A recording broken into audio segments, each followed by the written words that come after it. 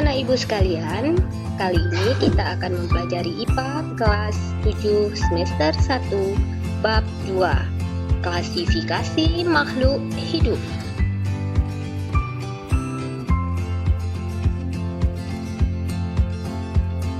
Untuk apa kita mempelajari sistem klasifikasi makhluk hidup?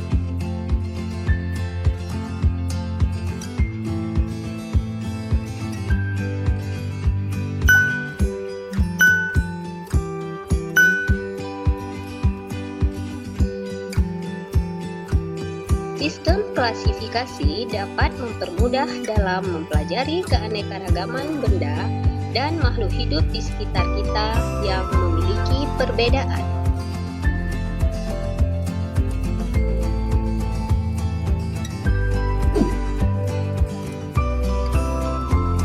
A. Ciri-ciri benda di sekitar kita.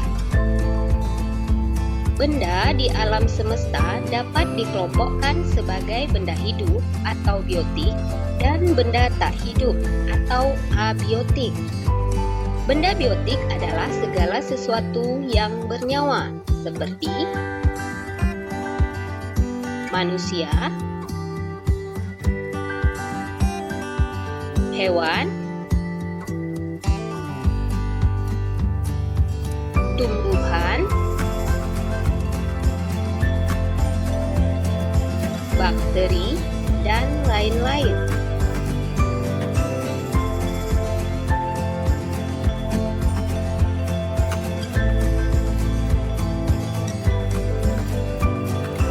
Benda abiotik adalah segala yang tidak bernyawa, seperti robot, sepeda, layangan, dan lain-lain.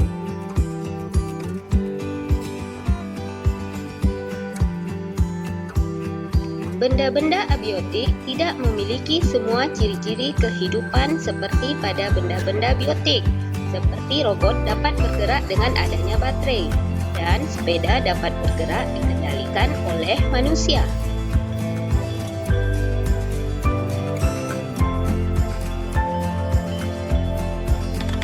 B. Ciri-ciri makhluk hidup. Di sini kita bisa melihat yang pertama ada ciri makhluk hidup bergerak. Selanjutnya ada peka terhadap rangsangan atau iritabilitas. Bernafas atau respirasi.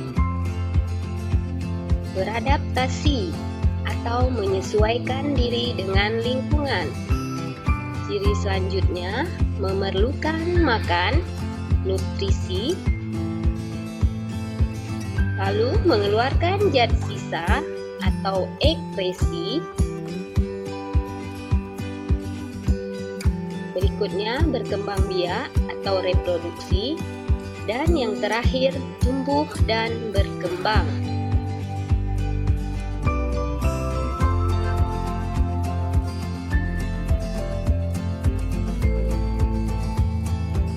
C. Pengklasifikasian makhluk hidup.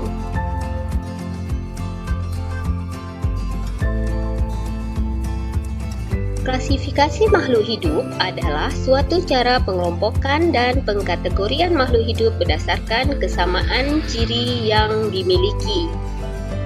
Tujuan klasifikasi makhluk hidup adalah untuk mempermudah mengenali, membandingkan, dan mempelajari makhluk hidup.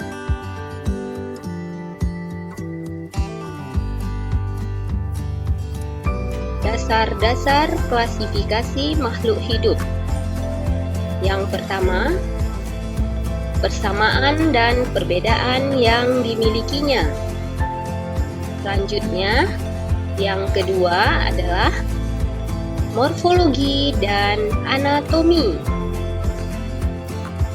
Dan yang terakhir, ketiga, manfaat, ukuran, tempat hidup, dan cara hidup. 1. klasifikasi dikotom dan kunci determinasi.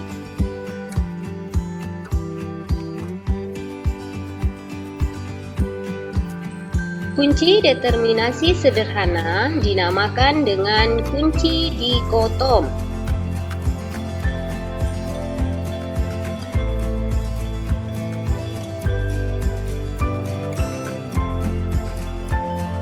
Kunci determinasi merupakan uraian keterangan tentang ciri-ciri makhluk hidup yang disusun berurutan, mulai dari ciri umum hingga ciri khusus.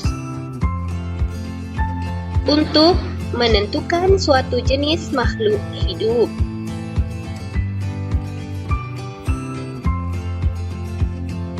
Berikut bisa kita perhatikan ada urutan takson pada makhluk hidup. Ini urutannya dari yang tertinggi sampai yang terendah. Yang pertama regnum, lalu divisi atau filum, klasis, ordo, familia, genus, dan yang terakhir spesies.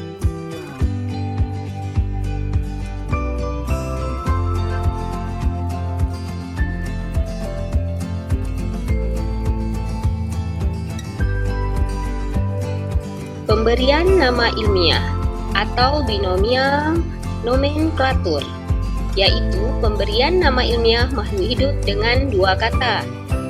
Kata pertama menunjukkan genus, sedangkan kata kedua menunjukkan spesies. Di sini bisa diperhatikan contohnya tanaman mangga atau Mangifera indica. Mangifera menunjukkan genus.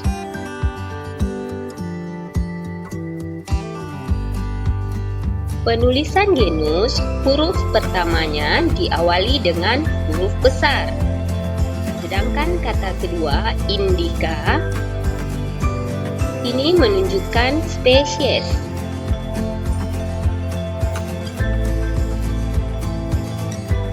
Penulisan spesies semuanya ditulis dengan huruf kecil.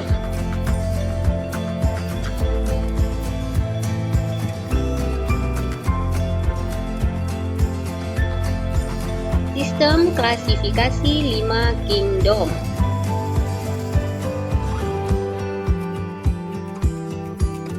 Yang pertama, kingdom Monera atau kelompok Monera, terdiri dari bakteri dan cyanobacteria.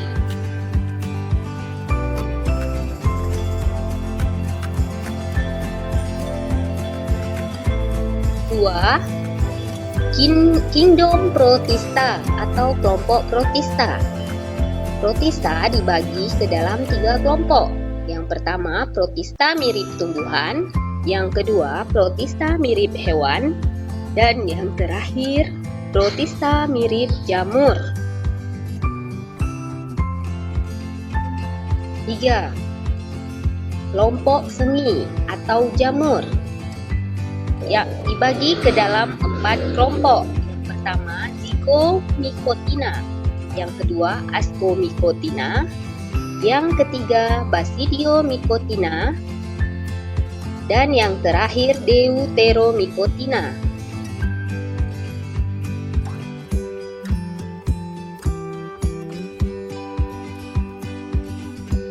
4. Kingdom Plantae atau dunia tumbuhan.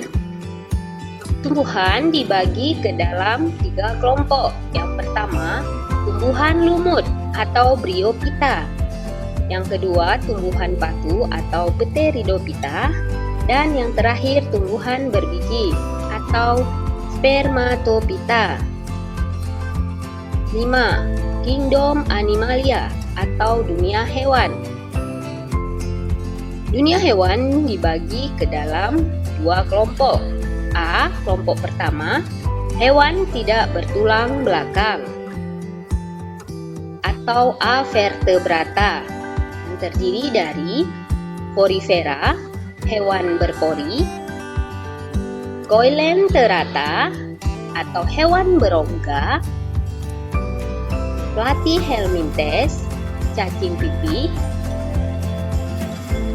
Nemathelminthes, cacing benang. Berikutnya ada Annelida, cacing gelang. Echinodermata, hewan berkulit duri. Arthropoda, hewan beruas. Dan yang terakhir Mollusca, hewan bertubuh lunak. Kelompok kedua yaitu vertebrata, yaitu hewan bertulang belakang yang terdiri dari fishes, amfibia, reptil, mamalia, dan aves.